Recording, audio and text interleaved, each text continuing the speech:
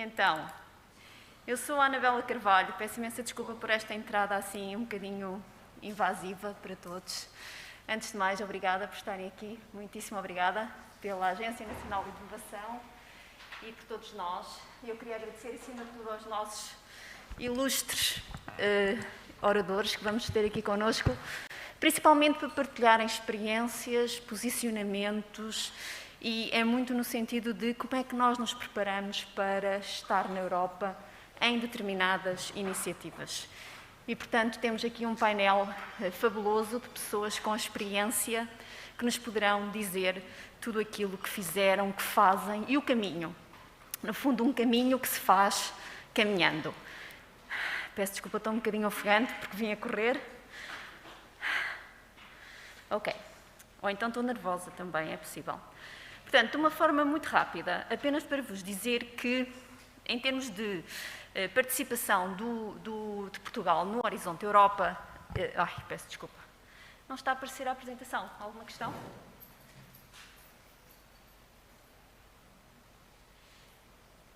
Ok, obrigada, sim? Obrigadíssima. Em termos de participação de Portugal no Horizonte 2020, aquilo que nós temos em cima da mesa é, de facto, todos estamos por dentro destes números, um crescendo de participação que vem desde o 6º Programa Quadro até o Horizonte 2020. O que isto quer dizer é que, neste momento, e desde 2012, Portugal já consegue captar mais orçamento do que aquele que põe no orçamento comunitário. Portanto, isto é uma informação que, de facto, isto não é só dinheiro, é muito mais do que dinheiro, e é isto que estes oradores nos vão mostrar aqui hoje. Em termos de, lá está, a evolução ao longo dos anos, o ano de 2020 foi um dos melhores anos que tivemos, portanto, temos aqui, ultrapassamos os 200 milhões de euros de captação de orçamento. Posso-vos dizer que na call do Green Deal, a última call que faz, no fundo, o bridge para o Horizonte Europa, Portugal esteve particularmente bem, conseguiu captar cerca de 2,6% e acabámos de saber, entre aspas, há 15 dias atrás, que um projeto que estava em lista de reserva de 30 milhões de euros foi pescado, com Portugal a coordenar. Portanto, isso é algo, assim, extraordinário. Tínhamos muitos bons projetos em lista de reserva, com 14,5, imaginem, mas que não foi possível, porque os 3, imaginem, 3 que foram financiados tiveram 15, portanto, foi uma call, assim, brutalmente competitiva. Mas Portugal teve muito bons resultados.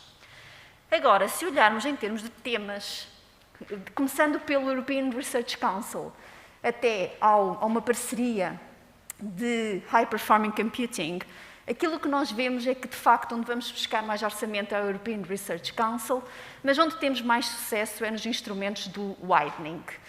E depois, o que nós notamos aqui é quase um gap, não é? Portanto, todo este lado direito do gráfico mostra-nos uma participação extremamente reduzida, que são as chamadas Joint Technological Initiatives. São tipologias de parcerias que hoje também vamos discutir aqui um bocadinho sobre a sua interação. Aquilo que nós vemos é que há diferentes tipos de parcerias, vamos também falar sobre isso, e temos temáticas que têm muito boa participação, tal como seja a energia, a ação climática, a segurança, a saúde, e depois temos áreas de transportes, já estão um bocadinho mais tímidas. Porquê? Porque são dominadas pelo setor das parcerias. E nas parcerias o jogo é outro. E é isso que hoje vamos falar aqui. E, portanto, pensando no futuro, e o futuro é agora, eu peço desculpa, estou cheia de calor. Isto foi um sprint muito rápido. E pensando no Horizonte Europa, aquilo que nós temos, portanto, nestes 3 grandes pilares, as missões e as parcerias estão englobadas no pilar 2, no Global Challenges and European Industrial Competitiveness, cuja responsabilidade é da ANI, mas que tem a colaboração direta de outras agências, tal como seja a FCCN, por causa do High Performing Computing, os colegas da ICIB para a área da saúde, a PT Space para toda a área do espaço e a Ciência Viva também ali na área da cultura. Depois a ANI é ainda responsável pelo pilar 3, tudo o que tem a ver com a Europa inovadora. As missões e as parcerias localizam-se aqui no Pilar 2. Como é que elas se organizam? É isso que nós vamos ver aqui agora.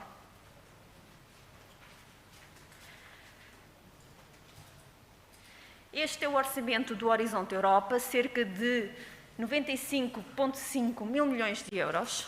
E aquilo que nós vemos é que, de facto, a maior fatia está no Pilar 2, com cerca de 53 mil milhões de euros. Mas atenção, isto não são concursos, nem todo este dinheiro vai estar em concursos competitivos abertos a todos.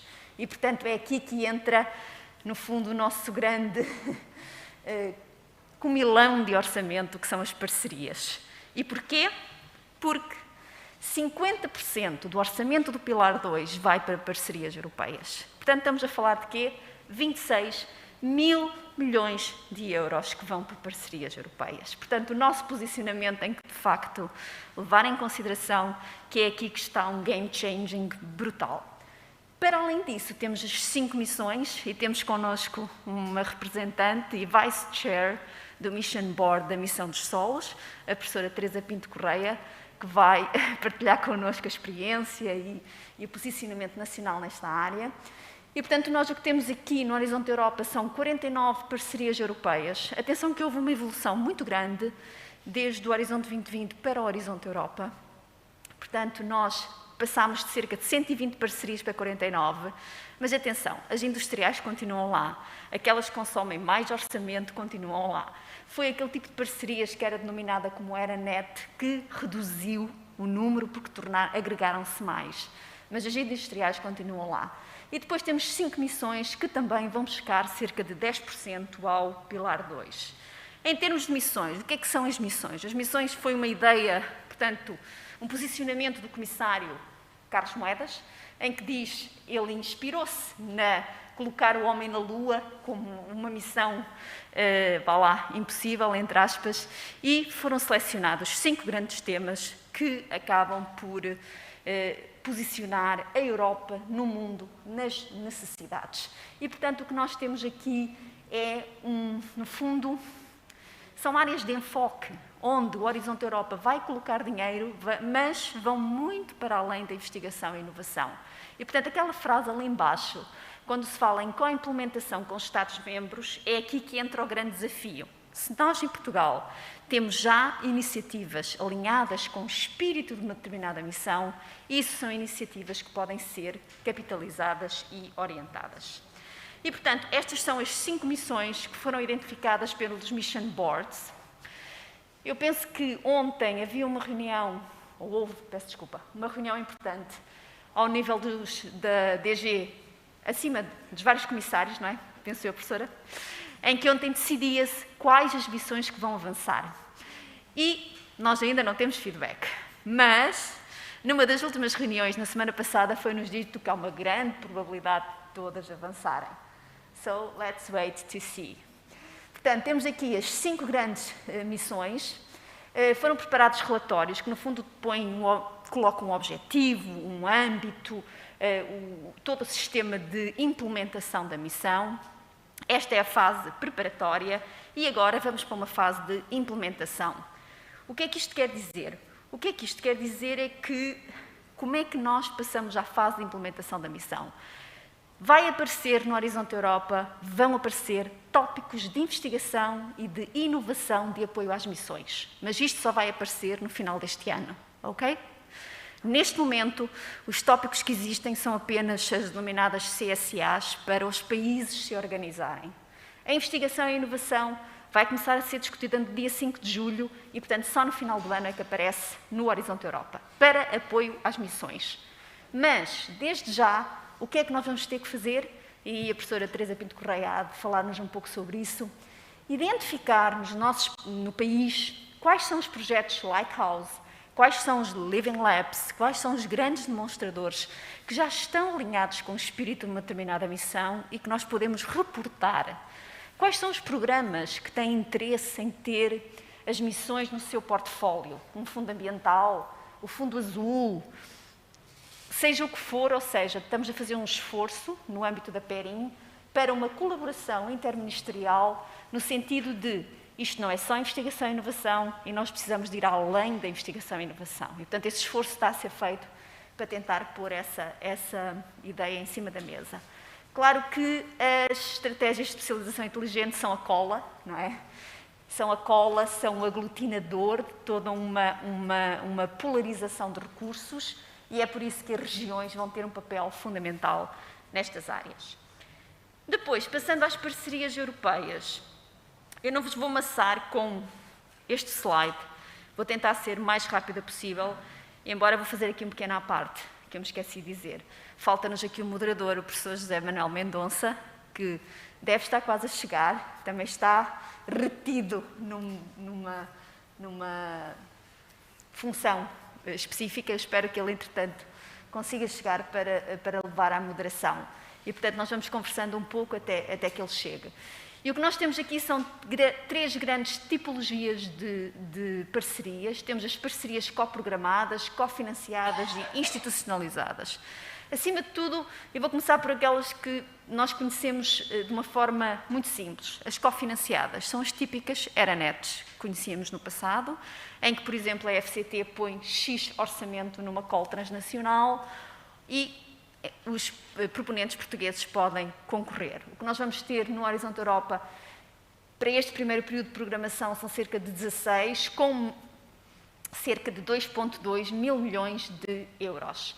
Nas coprogramadas, o que é que nós temos? Temos Memorandums of Understanding, que são assinados entre a Comissão e as associações industriais de uma determinada área, e temos aqui o engenheiro Carlos Caldeira, que nos vai explicar um bocadinho, e o engenheiro Joaquim Menezes, que nos vai explicar também como é que foi o posicionamento nestas parcerias para que consigamos ir mais longe, e nestas associações industriais que ajudam, no fundo, a sistematizar as agendas de investigação e inovação.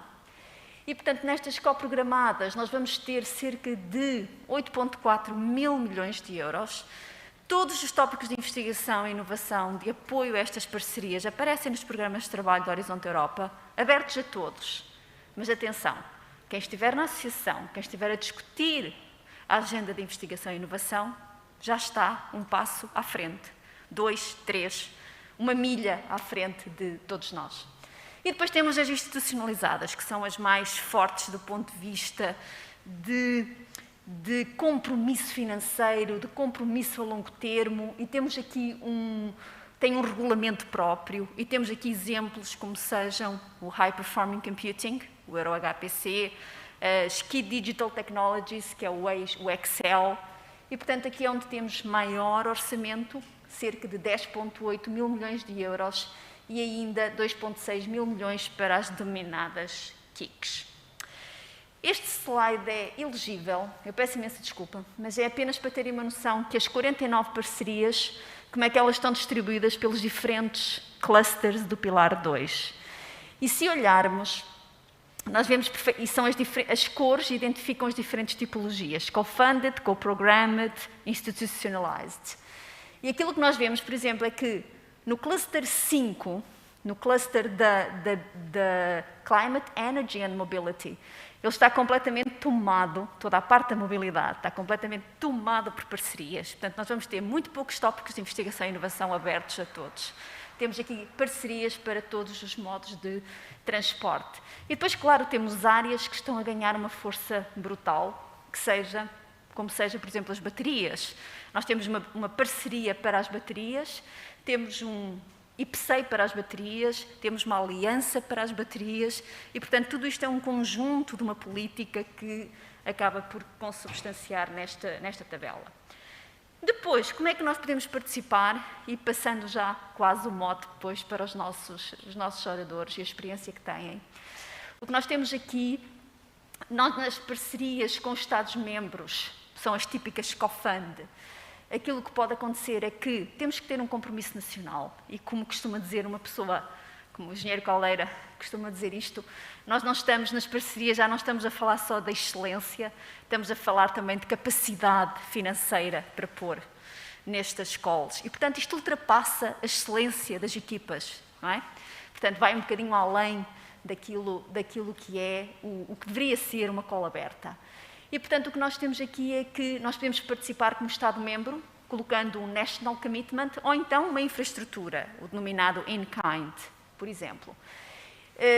Com a indústria, como é que nós podemos participar? Podemos nos juntar à parceria, tornando-se um membro de uma associação, e, portanto, vamos ter aqui exemplos dessa possibilidade.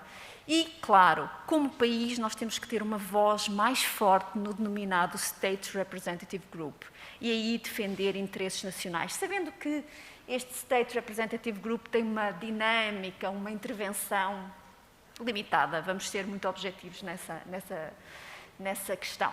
E depois, nos KICs do EIT, aquilo que está previsto, porque as KICs, como nós sabemos, são clubes fechados, até aqui foram sempre clubes fechados, e o regulamento Horizonte Europa, aquilo que coloca em cima da mesa é mais abertura, mais inclusão.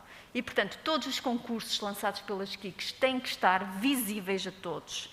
Nós vamos ter 2 novas KICs no Horizonte Europa, uma nas indústrias criativas e outra, muito, muito interessante, em 2025, na área dos oceanos, Oceans, Waters and Maritime Ecosystems. Portanto, temos aqui uma possibilidade de nos organizarmos nacionalmente para ter um co-location nestas áreas. E agora, vamos discutir, vamos conversar com os nossos oradores. Temos aqui alguns pontos para kick-off. How can we influence the research and innovation agendas? How can we be there? How can we boost PT participation in new initiatives? How the private sector can lead associations in industrial partnerships? Is the interministerial approach the right way to get the missions? What about synergies, programs, initiatives, smart specialization? At the end, how can we be bold on these initiatives? Portanto, eu convido os nossos oradores e, antes de mais, apresento-vos todos os NCPs da rede Perim, com o link para os contactos, para qualquer dúvida que tenham, evidentemente. Mas convido todos os oradores a juntarem-se. Vamos colocar talvez as cadeiras aqui e vamos começar a conversar. Eu espero que o professor Mendonça possa chegar, entretanto, e juntar-se a nós. Senão eu conto convosco para me ajudar na moderação.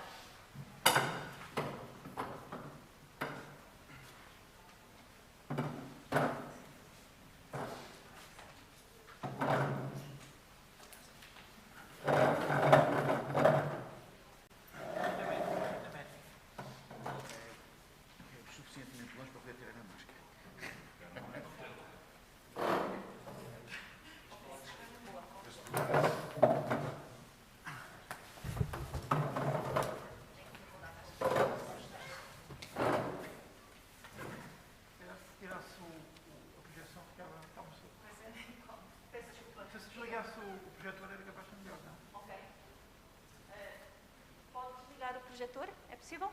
Por favor? Torna-se um bocadinho incómodo a luz, se for possível. Salvou-me, professor.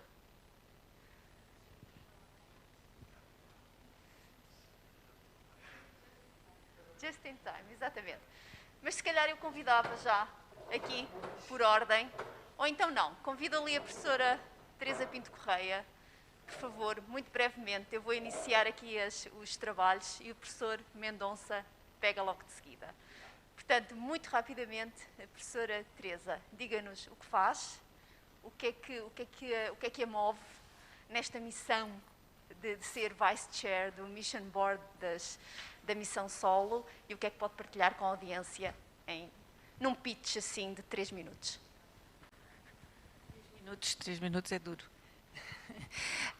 Portanto, eu sou geógrafa, sou realmente vice-chair da missão, não sou especialista em solos, sou especialista mais no domínio do território e da integração da agricultura e de outras funções no mesmo território, portanto é a questão mais espacial da agricultura, mas há muitos outros especialistas de solo na missão.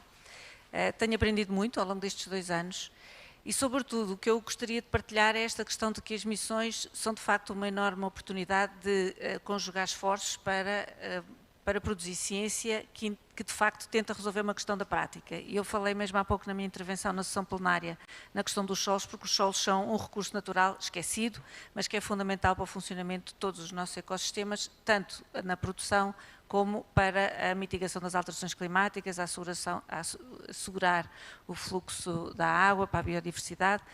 E, portanto, o esforço desta missão é chamar a atenção para esta questão de que os solos são fundamentais e, no entanto, os solos estão muitíssimo degradados em toda a Europa e nós precisamos de agir muito rapidamente. O que vai acontecer é que, além da investigação, o que as missões tentam é, de facto, conseguir levar à alteração de comportamentos, à alteração de práticas. E, portanto, esta questão dos Living Labs, eu gostaria só de falar disso. Os Living Labs são estruturas que vão ser parcialmente financiadas, mas que deveria haver muito mais do que aquelas que vão ser financiadas, portanto, a lógica deveria ser começar a criar Living Labs, instalar Living Labs e que eles parcialmente possam ser financiados por este programa. E, portanto, o que é muito importante é que haja, de facto, iniciativas não só a nível nacional, como a nível regional, para criar os Living Labs, que na realidade são estruturas de investigação no campo, onde em explorações reais, portanto em empresas e em explorações agrícolas e de floresta, de gestão de floresta reais, onde se faz investigação, sendo que a pergunta de investigação colocada de início é colocada de acordo com aquilo que são os problemas dos produtores. E, portanto, a ideia é produzir, de facto, investigação de qualidade, mas junto dos produtores, que ela saia dos laboratórios e que seja feita nas explorações. É muito importante também perceber que não vai haver uma exploração, um Living Lab. Não, um Living Lab vai ser constituído por um cluster e no primeiro ano, em 2023, já vão ser financiados 10 na Europa, e depois mais 10 e depois mais 10. Mas são clusters.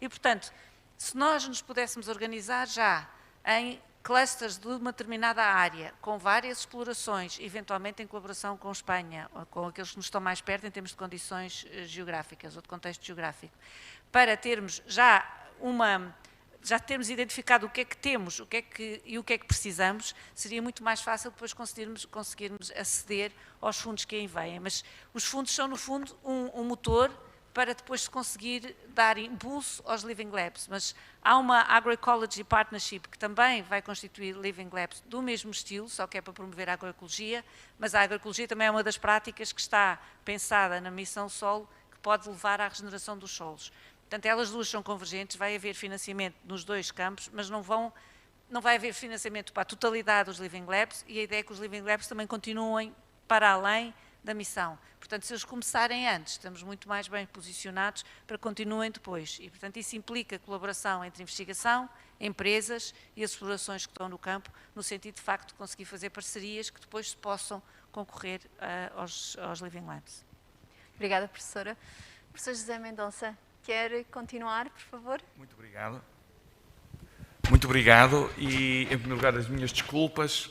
Eu vou explicar porque é que cheguei atrasado, foi a bem da nação, porque uma reunião com o Sr. Secretário de Estado da Economia, por causa da simplificação e da burocracia dos programas que vêm aí, levou ao atraso de uma reunião de um júri na Faculdade de Engenharia, que levou a este atraso, portanto eu peço imensa desculpa.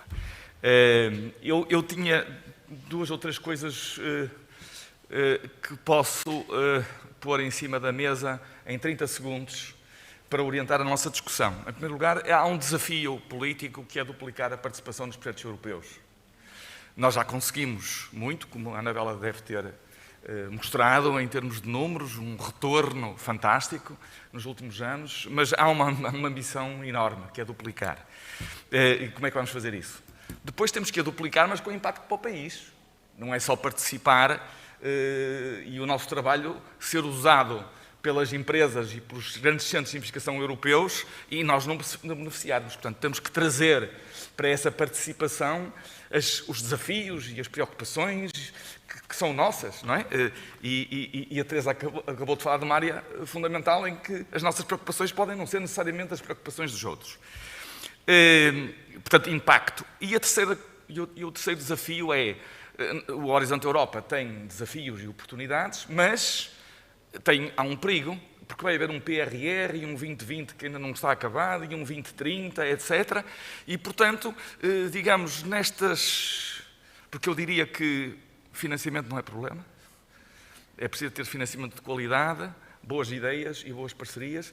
Como é que nisto tudo, tanto as empresas como as instituições de investigação equilibram a sua participação, até por causa de um grande desafio. Precisam ter um modelo de financiamento diversificado e equilibrado que não dependa só de projetos europeus, ou só da FCT, ou só dos fundos estruturais.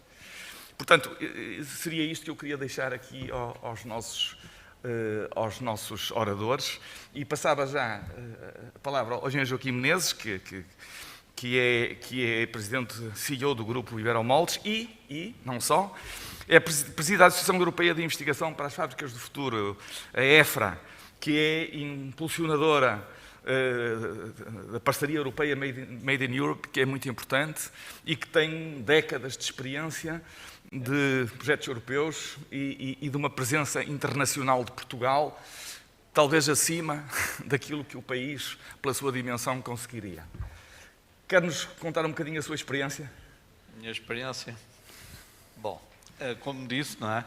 Que eu considero que é importante, tenho décadas de experiência, não é? Porque já comecei há muitos anos. E, portanto, esse é talvez o ponto mais importante. Nestas décadas de experiência, para já tenho o orgulho de ter começado numa empresa que é referência para a indústria portuguesa de moldes, é a sua fundadora, a Aníbal H. Abrantes, e a partir daí, hoje em dia sou presidente do Grupo Iberomoldes, e o Grupo Iberomoldes, tal como o Aníbal Abrantes, sempre baseou a sua estratégia de desenvolvimento industrial com base em projetos, a maioria deles nacionais, mas alguns europeus. Enquanto presidente da EFRA, que hoje em dia se transformou no Made in Europe, portanto, a minha única questão aqui é captar empresas nacionais e parceiros que possam, no fundo, responder aos desafios que nós temos na EFRA, que são desafios europeus. E, portanto, a mensagem principal que eu gostaria de deixar é que todos nós deveríamos ter como missão a captação de empresas nacionais, empresas inovadoras, desde as startups até às maiores empresas nacionais, no sentido de marcarmos presença. Eu penso que, sendo presidente do Made in Europe hoje em dia, diria que a maior, se eu posso chamar isso, frustração, é efetivamente verificar que a participação portuguesa é relativamente reduzida. Reduzida ao nível daquilo que é a nossa associação. E, portanto, o meu apelo a todos é, em tudo o que puderem contribuir para visitar, por um lado, os roadmaps que nós organizamos, ao nível da manufatura europeia, que, digamos, é fundamental para marcarmos presença e continuarmos no caminho em que temos de estar. Muito obrigado, engenheiro Menezes, porque está ligado, mas com a perspectiva agora da investigação, eu passava a palavra ao José Carlos Caldeira. O José Carlos Caldeira, toda a gente conhece, foi presidente da ANI e foi administrador executivo do Produtec, portanto, o Polo das Tecnologias de Produção. E também está relacionado, muito ligado à plataforma MoneyFuture e é membro do board da EFRA. A questão que eu lhe vou colocar é... Nós, de facto, nesta área, nas escolas europeias, até temos um sucesso superior à média. Não é? O engenheiro Menezes está a dizer que participamos pouco. Será que podemos ter a ambição de, mesmo tendo um 4% lá de retorno nessas escolas, que é fantástico, conseguimos aumentar ainda? E qual é o caminho para conseguirmos reforçar essa presença portuguesa em termos de empresas e também em termos de investigação, em termos de... José Carlos. Bom dia a todos, muito obrigado. Deixem-me começar um bocadinho pelo início, para explicar como é que apareceram estas coisas das parcerias. E tudo que nós ouvimos aqui, GTIs, contrato da BPs, são tudo parcerias, até as missões são tudo parcerias. Isto começou já em 2003, só para terem uma ideia, enfim, um bocadinho histórico, né? Isto começou em 2003, quando a indústria, um conjunto de empresas, setores, acusava ou criticava a Comissão Europeia porque as escolas que eram lançadas à data eram muito científicas, ou seja, eram muito amontantes e a indústria não se revia naqueles temas. Permitem-me que diga com alguma razão, não é? Porque na verdade os tópicos eram definidos por uma comunidade científica, todos os tópicos eram definidos por uma comunidade científica. Também é verdade que havia uma preocupação muito grande na investigação mais a montante, só. Havia uma atenção muito menor por parte da indústria, atelados pelas questões da investigação e da inovação. Mas pronto, houve esse movimento, a indústria portuguesa começou a compreender que era importante e fez essa crítica. E a Comissão fez o que eu chamo um smart move, não é? Acho que teve uma atitude muito inteligente, que foi dizer à indústria, vocês não concordam? Fácil, organizem-se, juntem-se e digam lá quais são as vossas prioridades. Não venham cá com as agendas de cada empresa individual, não é? Portanto, juntem-se, organizem-se com as empresas, com as universidades e digam quais são as vossas necessidades, desde que sejam necessidades com uma dimensão europeia e não as necessidades de cada uma das empresas. E a primeira coisa que surgiu foram o que se chamam as plataformas tecnológicas, que é uma resposta da sociedade civil que se organiza para dar uma resposta a esse desafio da Comissão. Portanto, isto começa assim e o objetivo foi começar a trabalhar em 2004 apareceram as primeiras, portanto isto foi uma dinâmica que começou em 2013, em 2004 apareceram as primeiras e o objetivo era influenciar as escolas do 7º Programa 4, portanto, em 2007. Portanto, a primeira coisa que está aqui é que isto é um trabalho de médio e longo prazo, não é assim uma coisa que se faz de um dia para o outro. E, portanto, surgiram várias, uma delas foi a plataforma Manufacture, portanto, que olha para a indústria transformadora, a indústria europeia como no seu conjunto, não para setores específicos, no qual nós, por razões históricas, tivemos uma participação bastante ativa e que mantemos, mas foram lançadas cerca de 16 plataformas dessas a nível europeu. Pronto, e isso teve um impacto, porque se efetivamente virem as escolas do 7º Programa Quadro, há partes do Programa Quadro onde estes tópicos foram sugeridos pela indústria, vou chamar assim, aparecem lá e, portanto, algumas das escolas são mais próximas, até do ponto de vista da terminologia usada, daquilo que é a realidade da indústria. E depois foi pensado, mas qual é o passo seguinte? E, portanto, viu-se que há alguns setores estratégicos se poderia ir um bocadinho mais longe e haver uma maior... portanto, mas aqui, até agora, a indústria só sugeria, e depois toda a decisão era unilateralmente, seguia o processo habitual. Portanto, houve aqui uma vontade de aprofundar este mecanismo e de uma parte do programa ser gerido mesmo numa parceria entre a Comissão e a indústria. E aparecem as primeiras Joint Technology Initiatives, que inclusive têm um processo de criação muito longo, porque obrigam à passagem da gestão de dinheiros públicos da Comissão para uma entidade externa, digamos assim. E isso continuou, por aí fora, foram lançadas várias, e depois, quando apareceu a crise em 2008, que houve decisão de criar mais algumas para ajudar setores importantes da indústria europeia, não passava pela cabeça de ninguém esperar 3 ou 4 anos, que era o tempo necessário, normalmente, para criar uma Joint Technology Initiative. Portanto, criou-se uma coisa a meio, que foram as contractual PPPs, aquilo que foi referido ali, que era uma coisa em que há um contrato entre a indústria e a Comissão, mas apenas cobra parte da definição das escolas. Tudo que é a gestão depois dos projetos, das avaliações, do financiamento, continua a estar dentro da Comissão Europeia, e, portanto, isso acelerou muito o processo, porque não obrigava a aprovação do Parlamento Europeu. Portanto, foram-se criando variantes, mas tudo isto são, na prática, parcerias que visam aprofundar a relação entre a Comissão e os stakeholders, numas de forma mais forte, noutras de uma forma mais ligeira, mas, digamos, aproximar aquilo que são as escolas, ou uma parte do programa, porque isto é só uma parte do programa, como viram, aquilo que são necessidades das empresas. Ora bem, isto, como viram, acabou numa figura que hoje é uma figura bastante complexa e exigente. Portanto, a gente olha para aquelas coisas todas e percebe que só perceber aquelas várias PPPs, aquelas várias entidades e aquelas várias agendas, todas elas com as suas agendas, é um trabalho pesado, digamos assim, e que exige um esforço e uma participação ativa relevante.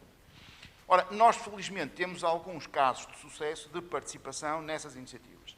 Não naquelas Joint Technology Initiatives que a Anabela mostrou ali na ponta do gráfico, que aí temos participações pequeninas, mas, em particular, como vos disse, numa, e que está aqui um engenheiro Menezes, numa das PPPs, Fábricas do Futuro e agora Made in Europe, onde nós conseguimos, por razões que eu já vos vou dizer a seguir, ter efetivamente uma participação até bastante acima da média nacional, portanto, um retorno de cerca de 4%.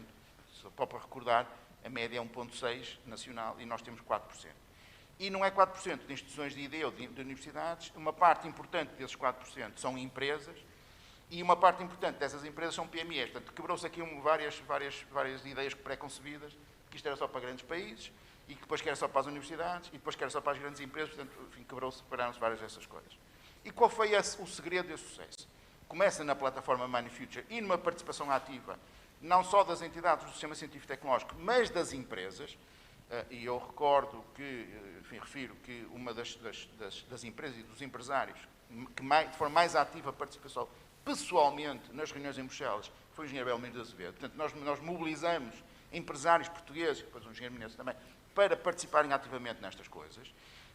E conseguimos fazer uma boa articulação entre o trabalho que fazemos a nível europeu com o trabalho que fazemos a nível nacional. Porque na altura, mais ou menos, também foram criados os clusters, os polos em Portugal. E nós foi criado um cluster em Portugal nestas áreas. Dois. Um que se chama Produtec e outro que é o Engineering and Tooling, na área dos moldes. E, portanto, nós começamos a articular o trabalho que fazemos a nível nacional com a nossa participação a nível europeu. Portanto, conseguimos, de uma maneira mais sólida, influenciar, dar contributos sólidos para a definição das prioridades a nível europeu, influenciar as agendas e começar a participar mesmo dos órgãos de gestão dessas entidades, o que culminou com a participação do engenheiro convite para o engenheiro Menezes para ser o presidente da EFRA. Isso é fruto desse trabalho que nós fizemos, que só foi possível fazer a nível europeu, porque nós fizemos esse trabalho preparatório a nível nacional. E, portanto, para responder à pergunta, efetivamente, eu acho que há um potencial ainda não explorado. Como eu digo, a participação, o que eu queria chamar a atenção aqui é que não chega só para ir às escolas. Para termos uma influência efetiva, é preciso fazer parte das associações, é preciso fazer parte das parcerias.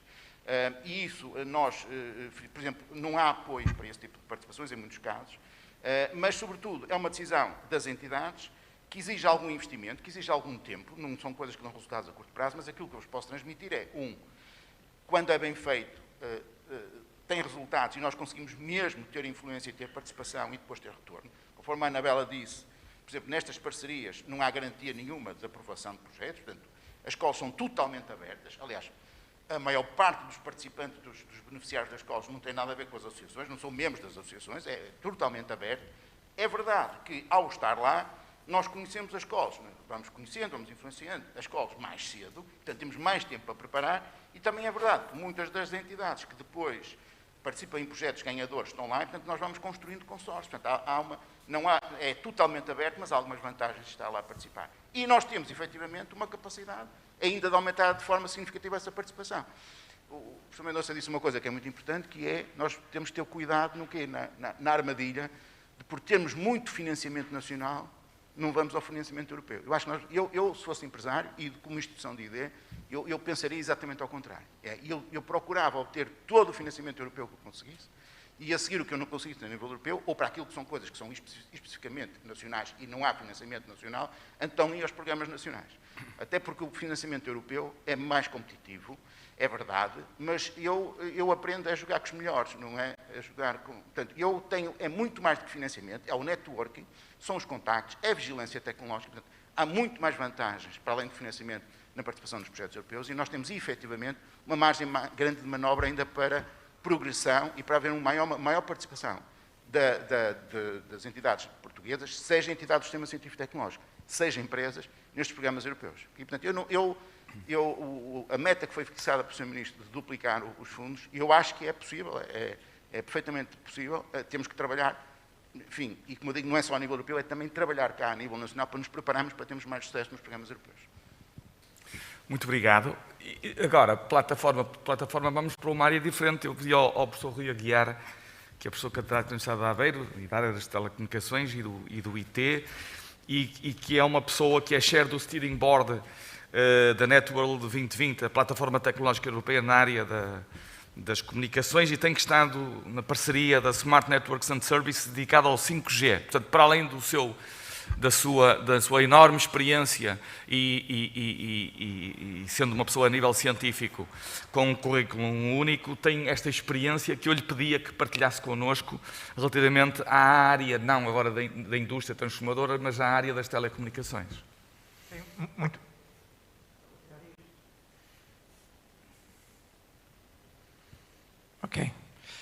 obrigado. Eu começava por dizer que o professor José Caldeira, o conjunto de tópicos que ele levantou, estávamos aqui o dia todo. Okay? Porque ele tocou um conjunto de tópicos como se eles fossem todos juntos e as problemáticas são muito diferentes. Só para pôr em contexto, o meu primeiro projeto europeu foi num programa chamado RACE 1, o que significa o primeiro programa quadro da União Europeia, e desde o RACE 1 até agora eu nunca deixei de ter um projeto europeu. Portanto, há mais anos, se calhar, do que eu me quero lembrar. E desde há cerca de 10 anos que eu estive envolvido em todos estes processos das plataformas tecnológicas, das associações industriais, eu estive envolvido nesse processo na parte de telecomunicações, desde há cerca de 10 anos que eu tenho cargos de liderança nisso. Há cerca de 3 anos que lidero a plataforma tecnológica de comunicações europeia e neste momento eu posso dizer que eu estou a escrever, sou uma das 6 pessoas que está a escrever o programa quadro para a próxima Smart Networks and Services. Bom, eu diria que há aqui um conjunto de tópicos muito grandes e que nós devemos ver. Eu penso que isso está a desaparecer, mas houve em Portugal durante muito tempo uma ideia de que os fundos europeus eram formas de dinheiro. Quem olhar para isso dessa forma é um erro. Os fundos europeus são uma alavanca para realizarmos uma estratégia. Como aqui foi dito, é uma alavanca para realizarmos uma estratégia de uma forma que nos internacionaliza, de uma forma que nos põe a par do que se está a fazer de melhor na Europa. Dito isto, isto não acontece sem muito esforço. Há pouco foi aqui dito 5G, neste momento, o plano de trabalhos que nós estamos a lidar, a palavra 6G aparece em todo lado. Não vai haver 6G na Europa antes de 2029, 2030. É este nível de visão que é preciso que as empresas e os países tenham que país é que nós queremos ser, que empresa é que nós queremos ser. Porque estes contactos todos são absolutamente essenciais. São contactos de relações que se estabelecem ao longo de muitos anos, de começar com coisas pequenas, de depois mostrar e provar com coisas maiores. E isso funciona, e há algumas empresas em Portugal que fizeram isso muito bem. Temos 2 ou 3 pequenas, que eram pequenas empresas e que neste momento são pequenas, já com alguma dimensão no país, e que já com algum peso em atividades dentro da Europa. Com planos que, a maior parte delas, eu estou a pensar que têm 10 anos, 15 anos neste esforço. Portanto, não é um sítio para fast bucks, é um sítio para... É uma estratégia de desenvolvimento sustentada, uma estratégia de internacionalização sustentada, é uma estratégia que nos permite depois ganhar, do ponto de vista das empresas, um conjunto de contactos comerciais que podem internacionalizar e abrir mercados para outras empresas.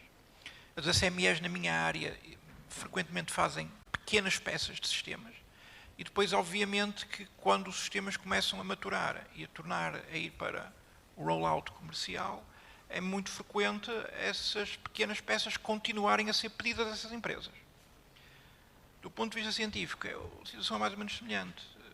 Nós estabelecemos as nossas relações científicas, os nossos trabalhos com os grupos com que nos damos bem, e depois é uma questão de aprendermos com eles, vermos o que é que eles estão a fazer. Eu posso dizer que, pessoalmente, tenho aprendido muito e tenho seguido muitas experiências do que se está a fazer lá fora. E tenho transportado algumas dessas experiências, mesmo em termos científicos, em termos de gestão científica, tenho transportado para Portugal. Eu não sei exatamente a resposta à pergunta de como é que nós conseguimos um maior retorno. Eu sei que se olharmos para a pergunta, ou se olharmos para o problema como isto é uma questão de conseguirmos retorno financeiro, não iremos muito longe. Se olharmos para a pergunta como é que nós podemos explorar os instrumentos internacionais, de forma a melhorarmos o nosso posicionamento estratégico em Portugal, então, sim, eu diria que há muito trabalho para fazermos. Muito obrigado pelo excelente contributo. E para este pitch inicial, eu passava agora a palavra ao colega Rui Marcelino, do Cluster AED, que para além disso,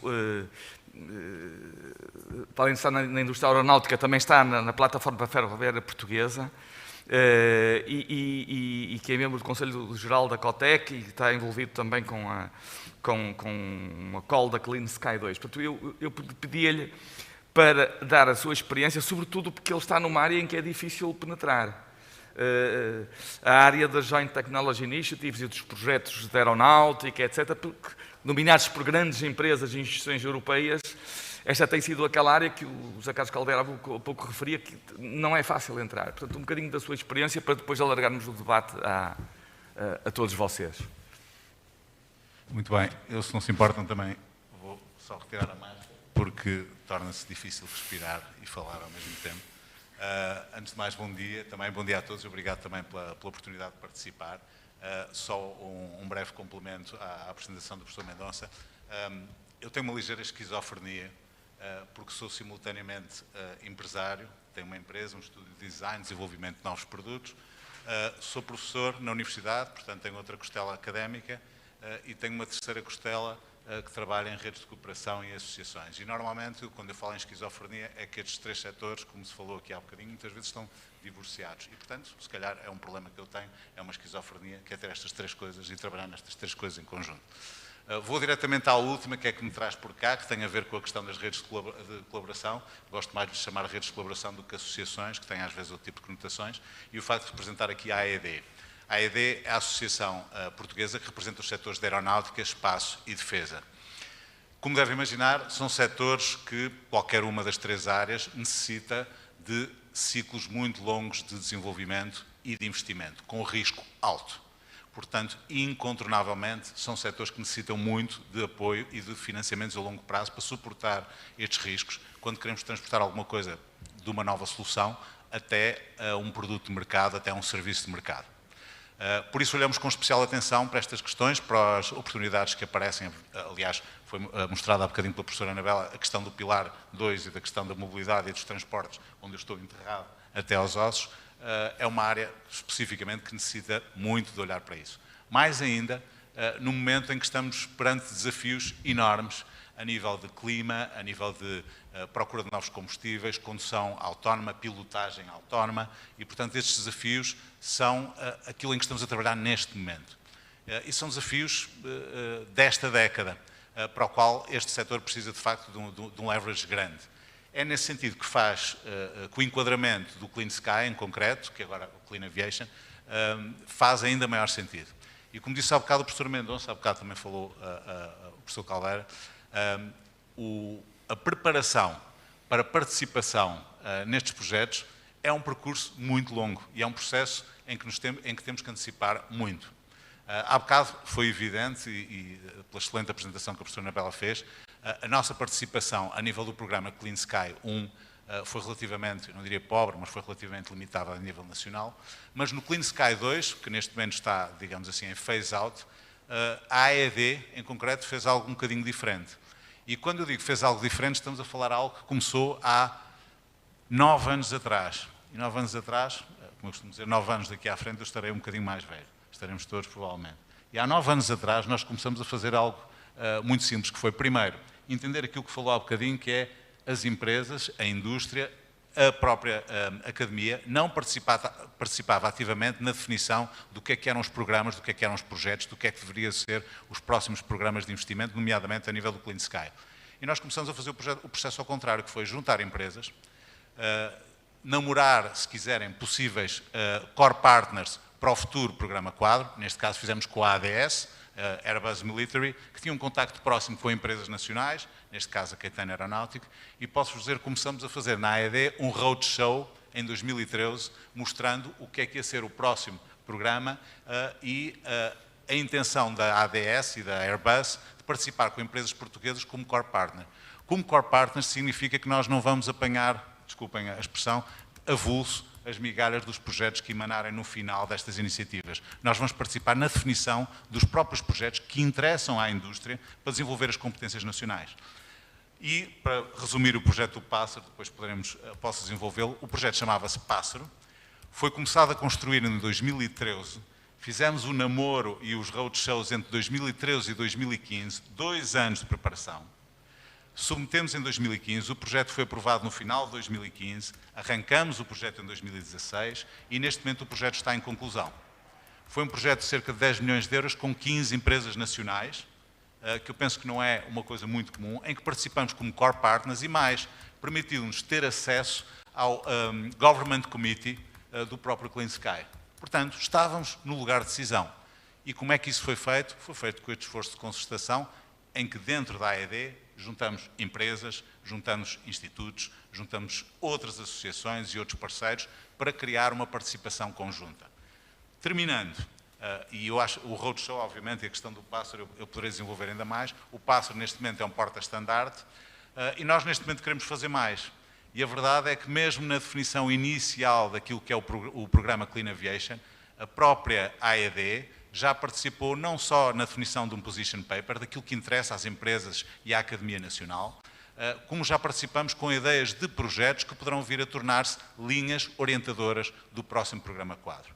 Com isso, estamos convencidos que a nossa participação, se já foi muito melhor no Clean Sky 2, vai ser ainda mais forte no Clean Aviation. Mas só é possível com este esforço de preparação, com esta antecipação, que no caso da AED temos feito a montante para ter resultados no final. Uma última nota.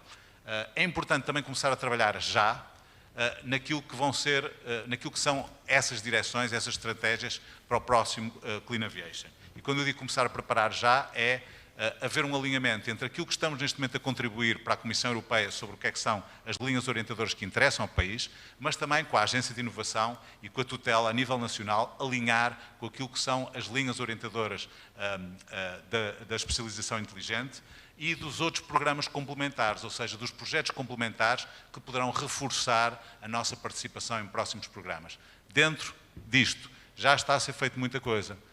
Do output do pássaro, um dos principais outputs, não é o projeto em si, não são os resultados só que vêm à luz do dia, são os spin-offs de outros projetos, de outras áreas de investigação, de outros interesses que a própria Airbus manifestou em continuar a trabalhar connosco e que já estão neste momento em cima da mesa. Para que nós, eu não sei há bocadinho se foi o professor Aguiar, se foi o professor José Carlos Caldeira, para que nós possamos ter uma boa participação nestes projetos, tem que existir uma articulação muito forte entre aquilo que são os desígnios da indústria e da academia para a próxima década, aquilo que são os programas europeus e aquilo que são os programas nacionais. Numa perspectiva bottom-up, a Associação Aeronáutica, Espaço e Defesa está cá para trabalhar e para dar a informação do que se passa a nível do terreno, se assim preferir. Muito obrigado. Portanto, completamos este primeiro pitch e, portanto, eu passava agora a palavra à audiência para colocarem questões ou a cada um dos nossos oradores ou ao painel genericamente e depois cada um responderá.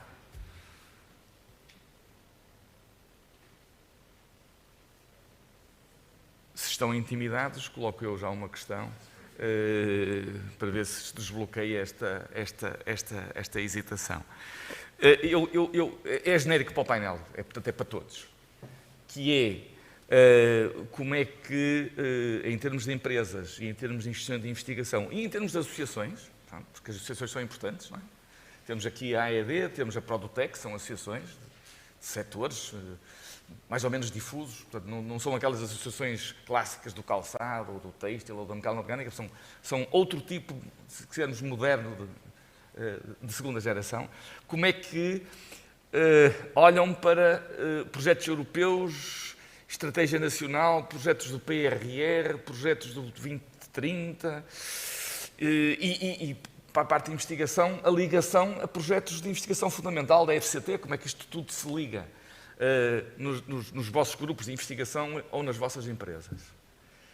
Portanto, começava aqui pelo engenheiro Joaquim Menezes e podemos seguir rapidamente a mesma ordem, se acharem bem. Como é que isto tudo se encaixa? Como é que isto tudo se... Eu acho que há bons exemplos em Portugal em que a convergência das três instituições que citou, digamos, tem dado resultado, não é? Portanto, é nesse sentido que devemos caminhar. Quando referi, continuarei a afirmar isso, de que é preciso mais empresas nacionais a participarem, não é só ao nível da Europa, é ao nível mesmo nacional, porque eu penso que essa pedagogia tem que ser feita e principalmente baseado nos bons exemplos que existem em Portugal.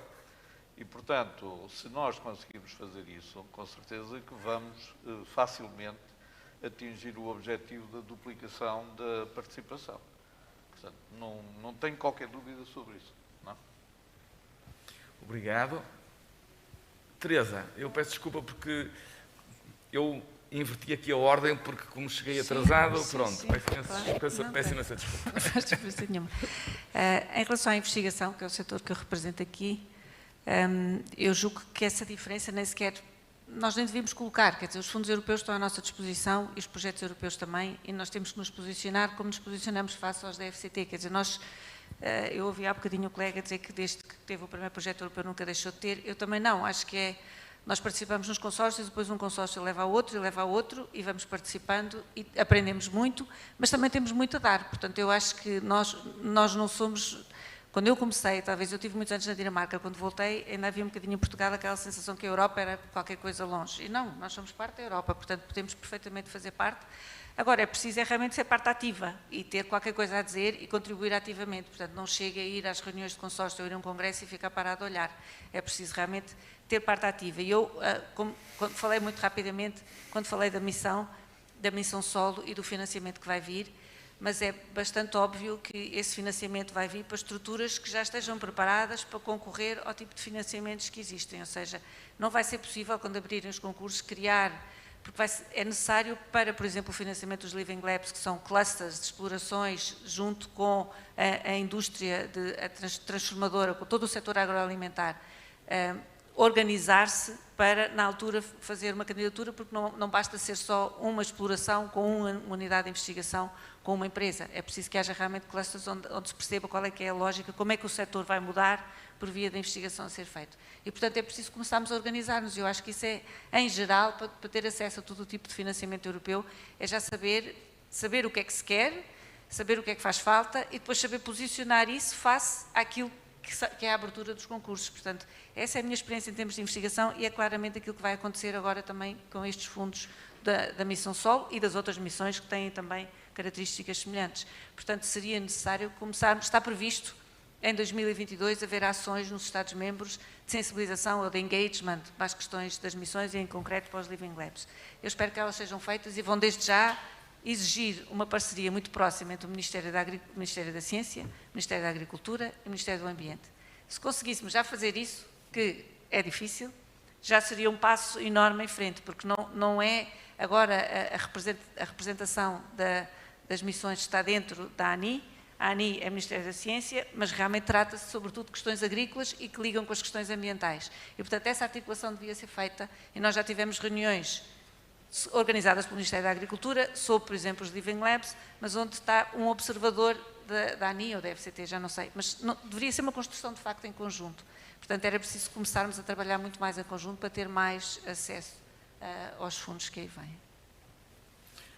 Muito bem. José Carlos? Ora bem, a questão daquilo que se designa hoje por sinergias entre o nível nacional e o nível europeu, o nível europeu e o nível nacional barra regional, eu diria, um dos principais fatores de sucesso neste momento e das principais áreas onde a Comissão e também os Estados-membros estão a olhar, não só ao nível do alinhamento das estratégias, mas eu diria também depois ao nível do alinhamento dos instrumentos e dos programas de financiamento. E isso é fundamental por várias razões. Primeiro, porque nós precisamos, em muitas áreas, de capacitação a nível nacional para aumentar o nosso potencial de ir aos programas europeus. Seja na capacitação das pessoas, mas também na capacitação das instituições. E foi aqui referida a parte das infraestruturas, os laboratórios, os centros de demonstração, etc., os Living Labs. Tudo isso são temas que, não só se existirem, são logo vantagens competitivas, fatores, digamos, diferenciadores que os países e as regiões têm na sua participação nos programas europeus, mas também, se for preciso criar, dificilmente a Comissão Europeia vai financiar essas coisas. E, portanto, a parte do leão do financiamento dessas infraestruturas tem que sair dos Estados-membros, e, em particular, aqueles que recebem fundos estruturais. E, portanto, se nós não tivermos um programa de fundos estruturais ou de PRR que tenham previsto verbas para essa capacitação a nível nacional, não a vamos conseguir obter a nível europeu, vamos ficar para trás. Depois, como eu disse há pouco, é fundamental a participação nessas entidades, nessas iniciativas, não é? E aí, tipicamente, quem consegue assegurar essa participação a nível europeu ativa são grandes empresas e entidades do sistema científico e tecnológico, e as PMEs, tipicamente, a forma delas se representarem e intervirem e se ligarem a essas iniciativas é via que nós chamamos as iniciativas de natureza coletiva, ou seja, os polos, os clusters, as associações, os centros tecnológicos, que podem representar e serem um parceiro, digamos, ativo dessas PMEs, e, portanto, a participação dessas entidades é muito importante, porque se não for através delas, a vastíssima maioria das nossas empresas não vai participar, porque não vão ter capacidade de estar ativamente a participar em Bruxelas. Ora, particularmente esta participação destas entidades, como eu vos disse, isto é uma coisa pesada, tem custos, é feita a médio e longo prazo, tem riscos grandes. E, portanto, deveria haver aqui um apoio efetivo a nível nacional para ajudar estas entidades a participar nestas iniciativas europeias. E depois, eu diria last but not least, as partes mais importantes, que é, eu não me adianta ir para um projeto europeu de desenvolver tecnologias se depois os resultados do projeto europeu forem explorados por uma empresa que não é, ou por uma entidade que não é portuguesa. E, portanto, nós deveríamos ter apoios a nível nacional complementares, que permitam que eu vá a um projeto europeu, desenvolva uma tecnologia, por exemplo, aplica, que lá faça um piloto no setor automóvel, mas se aquela tecnologia tem potencial para ser aplicada na metalomecânica, no têxtil, eu posso pegar nos resultados daquele projeto e desenvolver o resto da fase, o resto do ciclo de inovação, por uma empresa portuguesa. E, portanto, eu tenho que ter instrumentos a nível nacional que me permitam complementar o ciclo de inovação em Portugal, para que sejam empresas portuguesas a tirar partido da exploração comercial dos resultados dos projetos europeus e, por isso, gerando vantagem económica e impacto social no país. Senão, eu estou só, e quando digo só, entre aspas, porque já não é mau, a fazer investigação, muitas vezes a baixo custo, para que outros beneficiem dela. Okay?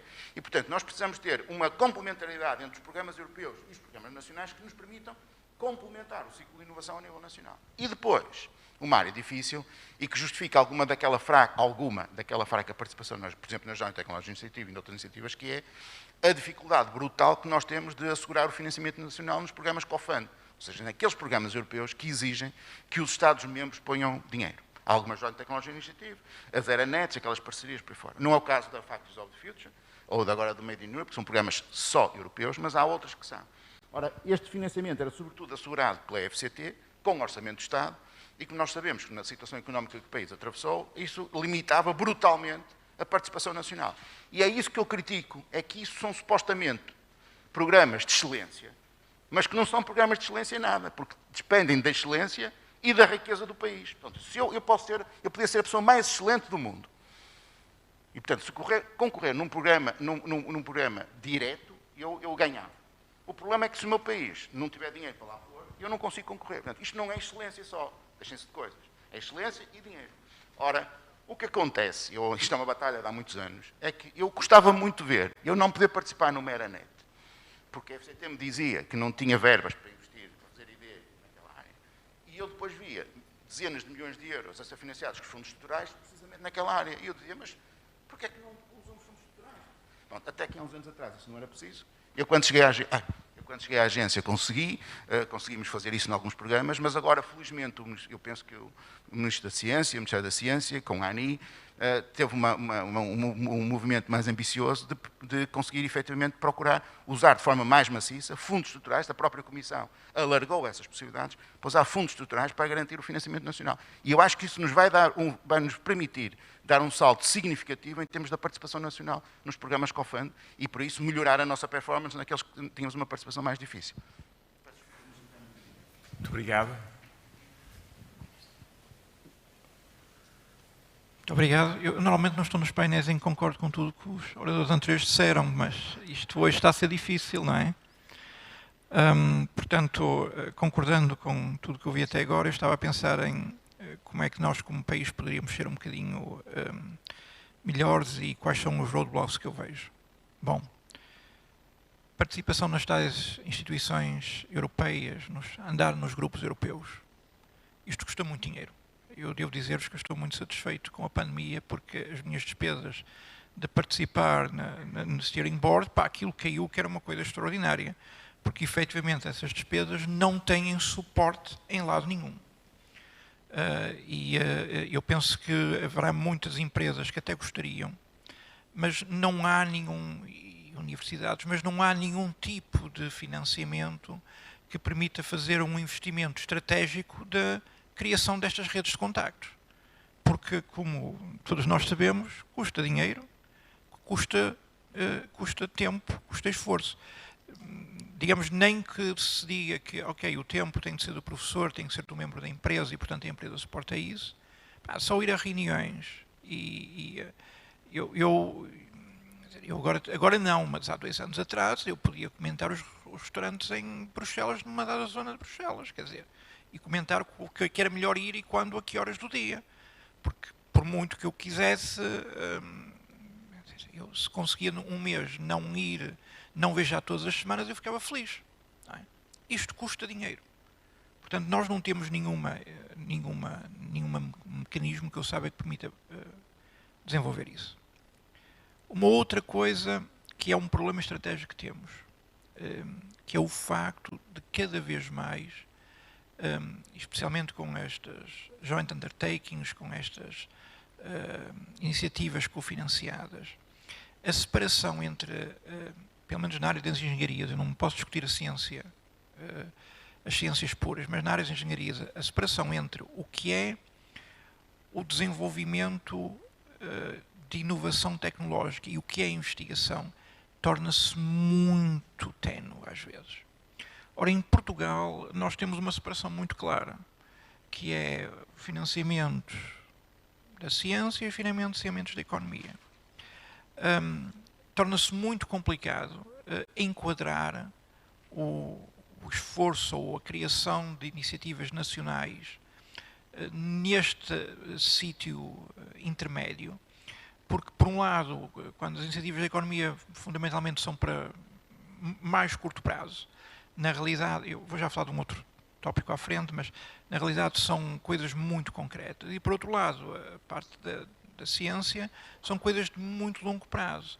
Conseguir juntar as duas no mesmo tipo de iniciativa, às vezes há algum enquadramento ou um vazio legal para o enquadramento que seria preciso. E, finalmente, eu comecei por dizer que precisávamos de dinheiro para algumas coisas, comecei depois por dizer que se calhar precisávamos de alguma forma de olhar para os problemas diferente, e agora diria o terceiro, que esta é a coisa mais fácil. Livra-nos da burocracia que temos nos projetos neste momento. Lamento, mas falámos ali há pouco, foi-nos perguntado como é que nós lidávamos com a burocracia, como lidávamos com estratégias da FCT, a ANISA, etc., projetos europeus. Eu falo por mim. Eu estou em projetos europeus, porque é onde eu estou confortável em termos de investigação, e estou em projetos nacionais numa missão de servir o país. Portanto, eu já me cansei de estar a fazer que o meu conhecimento estivesse a ser explorado por empresas lá por fora, e para ser explorado, ao menos pode ser explorado em Portugal, não é? E, portanto, essa é a minha motivação para os projetos nacionais, aos quais alguém tem que me lidar com a burocracia, porque eu recuso-me. Querem minha presença ou resolvam um problema burocrático? Não quero saber. Porque, quer nos projetos da FCT, que ou não dão dinheiro em condições, quer nos projetos nacionais, não há paciência para aturar a burocracia, comparado com o que se passa nos projetos europeus. E, portanto, se é para competir e para competir de qualquer forma pelos melhores, porque é que eu me estou a perder o meu tempo em competir em áreas em que nem é os melhores e uma porcentagem grande do meu tempo vai ser passado em questões administrativas? Get real. Portanto, se eu posso competir, faço competição lá fora. Claro que depois, quem é que explora o meu conhecimento? As empresas lá de fora, não é? Por alguma razão é que, apesar de tudo, eu aturo os projetos nacionais para não estar a sentir culpa na consciência com esta frase. Mas não há condições adequadas, especialmente para as universidades, eu penso provavelmente para o INESC a mesma coisa, não é? Para o nosso envolvimento, o overhead administrativo que querem. Reparem, ninguém destas entidades está a pensar roubar o país. A maior parte destes projetos nós temos que colocar o nosso esforço e depois querem que uma pessoa num projeto há 3 anos ou 4 anos identifique quem vai contratar, não sei quanto, com que perfil. Não há pessoas. Nas nossas áreas, não há pessoas. Portanto, depois, cada vez que queremos mudar alguma coisa no plano, temos que entrar num ciclo de discutir com os órgãos oficiais para nos permitirem mudar o facto de que, bom, ou nos deixam mudar, ou não conseguimos contratar ninguém. Portanto, isto é um entre muitos exemplos. Tudo isto é problema nosso. Não tem nada a ver com orçamentos, não tem nada a ver com a União Europeia. Como muitas vezes já ouvi dizer, get your house in order first. Muito obrigado. Há ali uma questão, eu ia só deixar responder e depois uma questão. Eu quero dizer que estou desculpado pelo meu atraso, não é? Porque, de facto, é devido a um combate que temos que fazer todos, que é o combate contra a burocracia inútil, que nos esmaga e que faz com que os recursos, em vez de serem usados para contratar engenheiros, investigadores, etc., sejam usados para contratar consultores e auditores e fiscalizadores e pessoas que processam papel. Portanto, eu devo dizer que a colega Teresa Pinto Correia e eu fazemos parte do Conselho Nacional de Ciência e Tecnologia e Inovação e, neste momento, uma das principais cruzadas, é uma cruzada para ver se conseguimos, nesta altura de mudança de programas, transmitir a indignação que as empresas e as instituições têm precisamente por essa realidade que o Rui Aguiar tão bem caracterizou e que nos penaliza e que nos desfavorece. Portanto, o Rui Santos opina e depois temos aqui uma questão da audiência. Eu sou o Rui Marcelino, o Rui Santos é também o Rui Marcelino, peço desculpa. O Rui Santos é também da AED e também está a trabalhar ativamente connosco nesta área, portanto está perfeitamente enquadrado. Bom, eu tenho um papel mais difícil porque depois de passar o painel todo e tendo o mesmo problema que os meus colegas de painel, de concordar com tudo o que foi dito antes, depois fica muito pouco para dizer. Em todo o caso, há 3 pontos que eu gostava aqui de reforçar.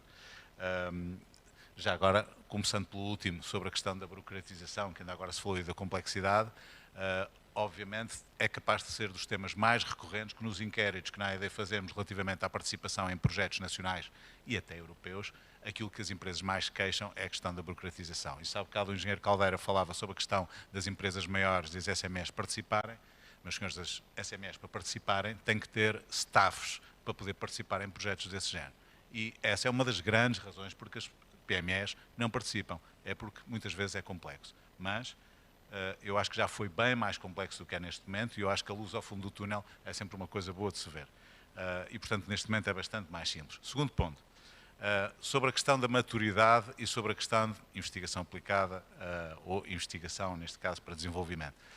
As áreas que referi há bocadinho, nomeadamente ligadas à aeronáutica, espaço e defesa, que têm a ver com cybersecurity, que têm a ver com condução autónoma, que têm a ver com as alterações climáticas, não são áreas de longo prazo, são áreas de investigação para já produtos e serviços já. Portanto, não estamos a falar em coisas que, vamos começar agora, porque lá em 2040 isto poderá chegar ao mercado. Portanto, a questão de estamos a fazer investigação pela investigação, que também é útil, não é o caso. Nós temos urgência em entrar nestas áreas já. E nesse aspecto há, inclusive, iniciativas nacionais, europeias, até internacionais, há os projetos Eureka, há as colaborações até com outros continentes, em que um dos papéis, agora dando resposta à sua pergunta, um dos papéis que as associações também podem ter em conjunto com as tutelas nacionais é ajudar os próprios associados, e quando eu falo em associados não são empresas, falo universidades, falo até autarquias, falo empresas, a perceber onde é que os seus projetos se posicionam dentro deste emaranhado, porque para eles é complicado, deste emaranhado de oportunidades que podem aparecer. Nós estamos neste momento dentro da AED a fazer um pouco esta tradução, por exemplo, relativamente à questão do PRR. Vem o PRR é para tudo e serve para tudo. Uma das coisas que estamos a fazer é ajudar os associados a perceber, olha, essa iniciativa, esse grupo, precisa de parceiros nesta área, nesta, que nós podemos fazer a ponte, e se calhar não se enquadra nesta iniciativa, enquadra-se noutra. Ou podia-se juntar àquela e aí ganharmos um bocadinho de massa crítica, em vez de fazermos iniciativas avulso. E eu penso que é um papel muito importante que podemos fazer. Mas a questão da ligação, não só a nível nacional, mas também a nível internacional. Não me vai deixar mentir, a AED faz parte de uma coisa chamada EACP, que é a European Aircraft Partnership, que é composta por 43 clusters europeus, todos da área da aeronáutica, espaço e defesa. O que significa que quando estamos à procura dos parceiros certos para dinamizar um projeto europeu, temos acesso a uma rede de 42 clusters europeus para trabalhar nesta área.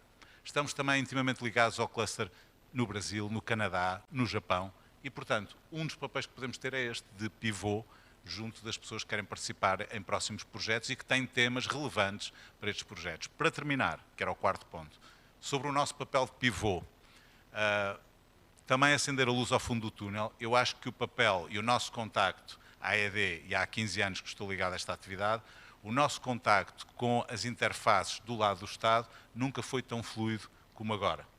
E no passado tínhamos muita dificuldade em comunicar o que é que as empresas sentiam e comunicar o que é que as empresas e as universidades em conjunto poderiam fazer e comunicar bottom-up. E neste momento essa relação é muito mais fluida. O meu repto, o meu desafio é que esta relação seja cada vez mais, eu diria até informal, mais regular, e é assim, nós poupamos imenso trabalho a quem anda a tentar definir políticas públicas, se conseguirem contactar a informação que nós reunimos, seja sobre projetos europeus, seja sobre projetos nacionais, seja inclusive iniciativas como os Living Labs. Nós temos um grupo de trabalho para Living Labs dentro da AED, em que traduzimos aquilo que as PMEs muitas vezes não têm oportunidade para traduzir, traduzimos isso em linguagem e em projetos concretos em que as empresas possam participar. Portanto, não estou a dizer as associações são a panaceia para tudo o que possa ser participação, mas temos aqui um papel de ponto fulcral para comunicar entre aquilo que são os programas, as iniciativas e aquilo que a academia, a indústria, a sociedade está à procura. E esse é o meu repto, essa acho que é a contribuição que a AED pode fazer. Muito obrigado. Temos agora uma questão aqui da primeira fila. Muito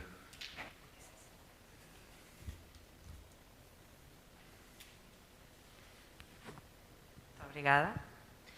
A minha questão é um bocadinho divergente, apesar de ter a ver com tudo o que foi dito aqui.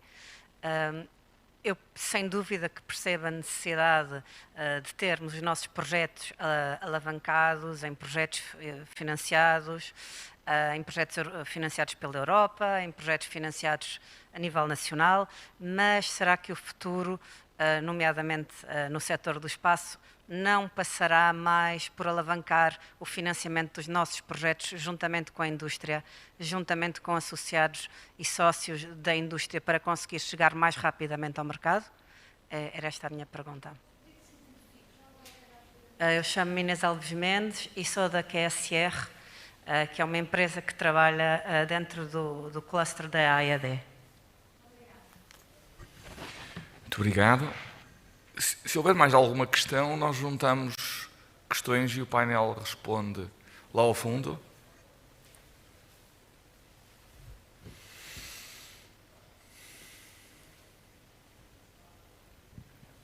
Simão Luz, da Faculdade de Ciências da Universidade de Lisboa.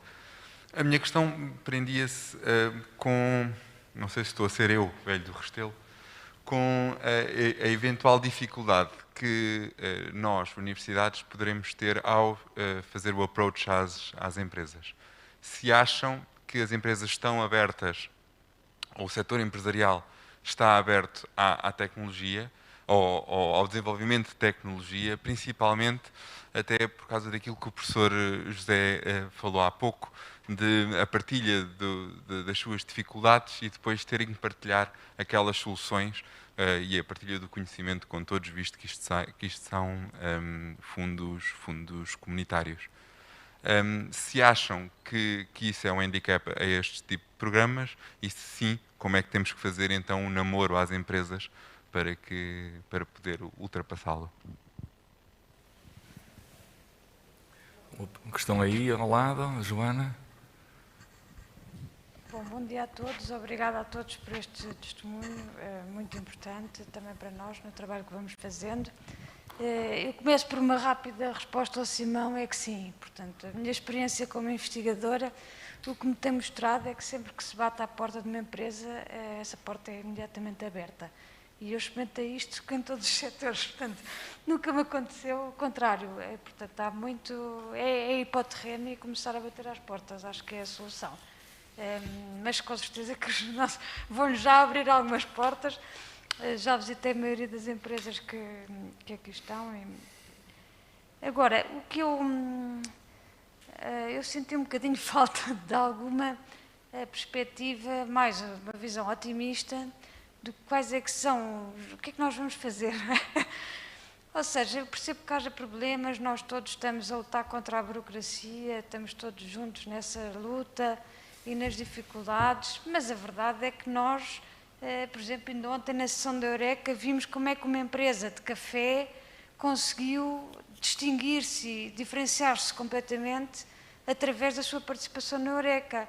E, portanto, não é inegável que a nossa participação em programas europeus nos permite, muitas vezes, ir mais além de uma forma significativa que, de outra forma, seria muito mais moroso. Portanto, embora as coisas demorem tempo, e o Zé Rui Marcelino descreveu o projeto do Pássaro, demorou muito tempo, nós sabemos que, às vezes, os instrumentos não vão dar a rapidez como nós queremos, mas é inegável que muita coisa foi feita com estes instrumentos e com estas missões. E a questão que eu levanto é mais, como é que nós podemos fazer ainda mais, tendo em conta o nosso ambicioso goal, target, como é que se diz em português? Objetivo, não é? De duplicar a nossa participação. Eu acho que nós temos, de facto, capacidade para isso, em tudo aquilo que eu tenho visto. Portanto, é mais um desafio para o que é que nós podemos fazer para, de facto, garantir isso. Por exemplo, a questão daqui nos oceanos, para mim, é crítico. Nós temos tanto trabalho na área dos oceanos, temos uma área é tão importante, como é que nós podemos aproveitar as novas oportunidades que nós sabemos que aí vão. Portanto, eu gostava aqui de um bocadinho mais de uma energia e um otimismo para o futuro, se me permitissem este pedido. Obrigada. Obrigado. Eu passava agora ao painel, uma vez que temos 4 minutos. Temos 4 minutos para responder à questão. Então, pronto, Rui Aguiar. Podem começar respostas telegráficas. Telegráficas, exatamente. Não percebi porque que a sua intervenção é divergente do que eu disse. Atenção, é assim, o programa europeu tem vários pilares. Nós temos ali pilares para a investigação fundamental, onde aí as universidades, as instituições de ID são o principal parceiro. Temos pilares para a inovação, o último pilar, os principais parceiros são empresas. Portanto, no programa europeu temos um bocadinho de tudo, ok? E, portanto, uma parte importante do pilar europeu só teremos sucesso, nomeadamente universidades, instituições de ID, se formos aliados com empresas. E é isso que já está a acontecer. Portanto, atenção, como eu digo, eu na minha intervenção, se não fui otimista, então foi erro meu. Porque o que eu disse foi, nós já conseguimos muito. Naquela PPP Factors of the Future, nós conseguimos participar, nós conseguimos ter lá empresas e PMEs. E isso é fundamental para mudar as mentalidades, porque há muita gente que não vai porque acha que não é possível, não vai ter sucesso. Não. Há exemplos que provam que é preciso. E mais, na relação universidade e empresa, os exemplos já são tantos. Eu, quando me recordo, há 20 anos atrás, os exemplos de sucesso eram uma exceção que confirmavam a regra. Agora, os exemplos já são tantos, que quando alguém me diz de uma universidade que não consegue falar com as empresas, porque isto é para os dois lados, não é? Ou de uma empresa que não se consegue relacionar com as universidades, eu digo, olha, tenho a certeza que o problema não é seu. É que eu tenho 50 exemplos iguais a si que já o fazem. Provavelmente o problema é seu. Portanto, já não é exceção. E digo isto para os dois lados, porque há problemas desses dos dois lados.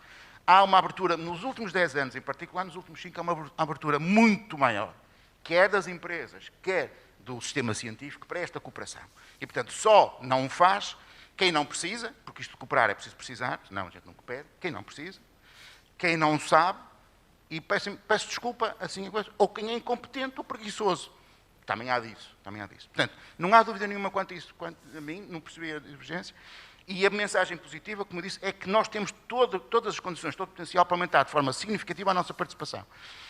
Vamos ter que alargar a base, nós não conseguimos duplicar com os mesmos atores só, vamos ter aqui um desafio grande de alargar a base, e para mim alargar a base significa envolver de forma ativa neste processo as associações e os clusters, porque esses são aqueles que têm o contacto direto com uma base alargada e que podem ajudar a trazer essas empresas para o setor. E uma coisa que me esqueci na minha intervenção, vou referir agora, que é, também temos que capacitar a administração pública, nomeadamente as entidades e as pessoas que fazem um trabalho excelente e brutal nesta articulação, a PERIN, o que eu conheço mais próximo, que os colegas do GPPG, que têm feito um trabalho fantástico, mas para jogar este jogo a sério, eles vão ter que ter também mais recursos, mais capacidade, para poderem ajudar-nos a participar de forma mais ativa nestes processos europeus. Eu comparo com países comparáveis, não estou a falar com a Alemanha, estou a falar com países comparáveis, e o investimento público nessas áreas é brutal. Mas não é gastar dinheiro, essa não é despesa, é mesmo investimento. Porque nós sabemos que quando lá pomos €1, precisamos buscar 10 ou 15 ou 20. E eu faço essa análise na minha organização, e do lado público a análise devia ser a mesma. É que investir nestas áreas, profissionalizar, aprofundar esta relação na Europa, traz retorno para o país a sério. E não é fundos estruturais, é dinheiro europeu que está lá disponível, não é dinheiro que está alocado para nós, é competitivo, e se nós formos buscá-lo, estamos a substituir o orçamento do Estado ou fundos estruturais por dinheiro europeu.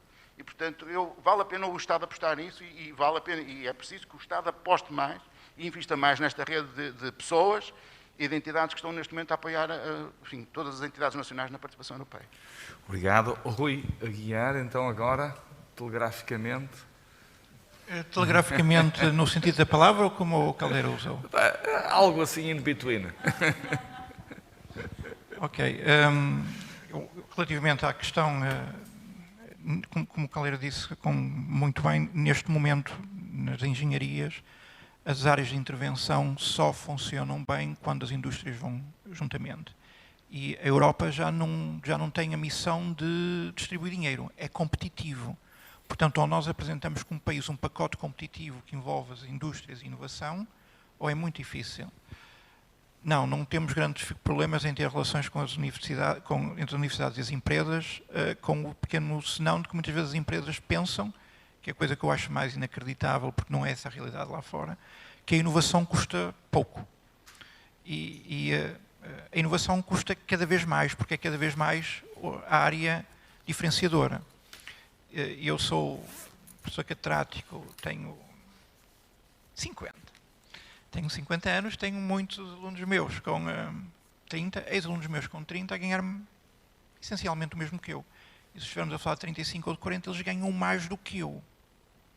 E, portanto, as empresas que têm essa realidade julgam que quando falam com as universidades que a realidade mudou. Não, os jovens querem ganhar dinheiro, querem sentir-se realizados. E o salário que recebem é uma parte dessa. Relativamente a duplicarmos e ao que podemos fazer, a minha mensagem também era positiva, não sei se foi isso que se passei a mensagem contrária. Nós temos condições, nós tecnicamente temos condições. Agora, internamente, nós temos alguns problemas que poderíamos resolver. E poderíamos resolvê-los à partida, para competirmos com os outros. Estamos no Ciência 2021, eu rio-me assim. Bom, nós estamos no país onde para um aluno de doutoramento em informática eu pago a mesma coisa que um aluno de doutoramento em antropologia. Ok. Se acham que é assim que conseguem ter jovens dedicados à inovação em informática, vão para o mercado e vejam quanto é que o mercado os paga. E depois chegamos àquela situação que eu digo, bom, os únicos alunos de doutoramento que eu consigo são aqueles que são tão estúpidos em fazer essa decisão que eu sequer não os devia ter. Não é? Porque é uma má escolha de vida no atual enquadramento científico que temos em Portugal. Claro que se estivesse a falar de antropologia, sem desmérito para a antropologia, a questão não é essa, a questão é a pressão do mercado sobre os mesmos jovens que serão os mais promissores para fazer investigação e criar novo conhecimento no país. É este tipo de coisas que nos bloqueia. E, portanto, se nós nos libertássemos dessas amarras, 4%, why not? Muito obrigado. Sim, a seguir.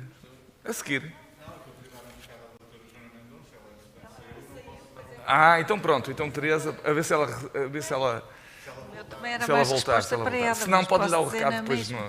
no lunch break. Eu vou ser muito rápida também em relação à questão das empresas. Também acho que nós, quando contactamos as empresas, mesmo em várias áreas, a minha área é muito diferente destas outras aqui, mas as empresas estão disponíveis. Agora, no setor agrícola é diferente, porque o setor agrícola, realmente, mesmo uma grande empresa, é muito pequena em termos económicos. Portanto, a capacidade de investir em investigação, em parcerias, ou terem pessoas, técnicos que possam colaborar em candidaturas, é muito pouca. Algumas grandes empresas seguramente o fazem, mas são a minoria das empresas ligadas ao setor agrícola florestal.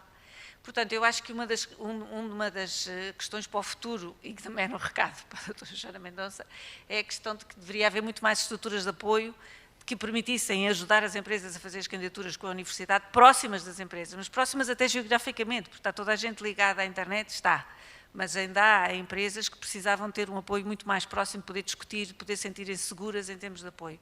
E não há estruturas de extensão rural que possam, ou agrícola que possam apoiar as empresas na questão mesmo das suas atividades, mas também não há que as possam ajudar a colaborar connosco. Portanto, fica tudo no peso, no lado das universidades. As universidades também estão extremamente pressionadas com muitas outras tarefas, ou quem está nas universidades. Portanto, era muito necessário haver realmente estruturas de apoio da ANI ou outras, mas próximo das pequenas, múltiplas, enorme quantidade de pequenas empresas que poderiam ser interessantes para estas colaborações para o Horizonte Europa, nomeadamente. Também é um recado para a Presidente ANI? Como? Também é um recado para a Presidente ANI? Não. Não é. É um recado para todos nós. É que eu, como empresário, tenho aquele problema de ter que ser otimista, não é? Porque senão baixo os braços e vou à minha vida, não é? E, portanto, eu não quis ser negativo, pelo contrário, eu disse que nós temos todas as condições de chegar ao objetivo que está traçado. Agora, é preciso participar, e de certa maneira também foi dito que se nós não trabalharmos, se nós não nos esforçarmos, se nós não procurarmos, não vamos a lado nenhum. E, portanto, isso é válido para todas as questões que foram colocadas aí. E, portanto, aquilo que eu digo é, a minha experiência, até como empresário, o meu problema muitas vezes é conseguir articular a relação com as universidades por falta de tempo, objetivamente, para poder responder a todas digamos, a todas as solicitações que nos são apresentadas. Portanto, sinceramente, acho que foi tudo dito já. E é bom ser o último. O Rui Marcelino, não sei se quer dar um recado mesmo in absência. Indiretamente. Bom, resposta então às três questões, muito rápidas, em um minuto. Relação empresas-universidades, a nossa experiência dentro da AED, dentro da plataforma ferroviária de que também faço parte, dentro da Fórum Oceano, é sim, funciona bem. Criamos dentro da AED, eu diria 15, 20 projetos diferentes em consórcio, criamos consórcios, em que nem sequer faz sentido não fazê-lo em ligação entre empresas e universidades e outras instituições. Já agora, são o terreno, se quiserem, o playground, chame-lhe, certo, para que as pessoas se conheçam e, apesar de toda a conjuntura atual, as relações constroem-se também com base em confiança. E confiança passa muito por pessoas. Se as pessoas não se conhecem, isso vai ser muito difícil. Mas com pessoas que se conhecem da academia e da indústria, garanto-lhe, é facílimo. Ponto 1. Ponto 2. Relativamente ao otimismo, o Pássaro, que falei há bocadinho, foi a primeira vez que Portugal participou como core partner num projeto Clean Sky. E ganhamos, com alguma pena dos holandeses e dos austríacos que concorreram contra nós, ganhamos contra concorrentes de peso que normalmente ganham sempre o projeto para core partner. Ganhamos nós. Desse projeto estão a decorrer spin-offs neste momento.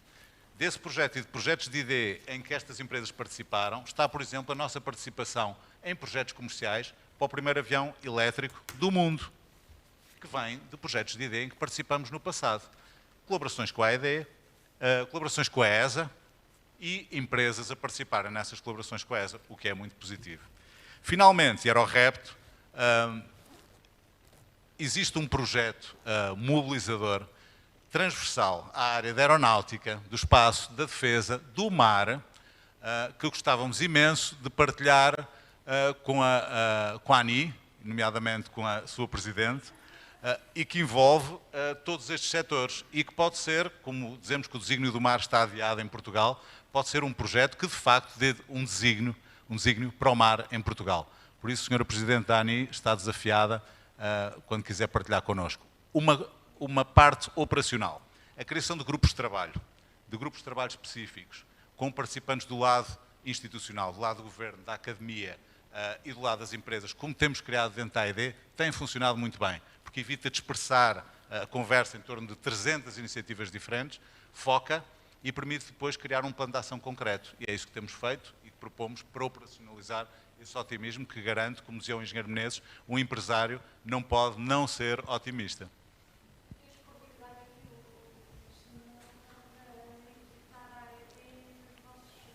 foi a primeira coisa que lhe disse, que é com certeza, e se conhecer as pessoas, vai acontecer num instantinho. Muito obrigado a todos. Eu gostava de agradecer aos nossos oradores, se juntarem a mim. E agradecer à Ani e à doutora Ana Paula Carvalho pela organização desta sessão magnífica. Obrigado. Nós é que agradecemos, obrigada por terem vindo. Foi fantástico pela partilha e, acima de tudo, pela discussão. E é isto que nós queremos, acima de tudo. Nós estamos cá, a Ani, sempre portas abertas. Certo? Ouviram? Portas abertas, sempre. Agora está um bocado vazio, só lá estou eu, mas... Eu estou de acordo, mas estamos no mundo e, portanto, sinergias também é isto. E é trust, não é? Confiança. Confiança. Olhos nos olhos. Okay? Obrigada. Muito obrigado a todos.